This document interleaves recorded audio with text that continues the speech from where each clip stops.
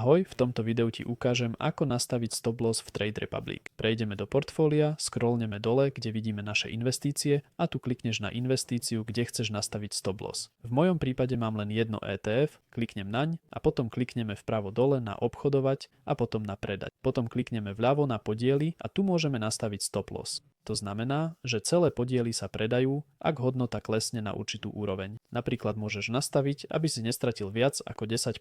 Klikneme na stop. Potom určíme, pri akej cene sa majú tvoje podiely predať. Aktuálnu cenu vidíme nižšie. Napríklad to môžeš nastaviť na 10 eur, takže keď cena klesne na túto hodnotu, predá sa to. Potom klikneme na ďalej. Ďalej musíme určiť, koľko akcií chceme predať. Napríklad jeden podiel. Vidíme aj celkovú sumu pod tým. Ak zvolíme napríklad 9, suma sa zmení. Potom klikneme na pokračovať a túto objednávku môžeme nastaviť len na dnes alebo na celý rok. Väčšina ľudí bude chcieť nastaviť na celý rok, tak klikneme na 1 rok. Tu je to všetko prehľadne zobrazené. Je tam poplatok 1 euro a potom klikneme na vytvoriť a uvidíme to v akcii v časti objednávky. Vidíme to aj v našom portfóliu. Tu je objednávka. Môžeme na ňu kliknúť a potom znova kliknúť. Ak ju chceme napríklad vymazať kliknutím sem a na odstrániť. A takto jednoducho môžeš v Trade Republic nastaviť stop loss. Ak ti toto video pomohlo, potešil by ma like a dovidenia.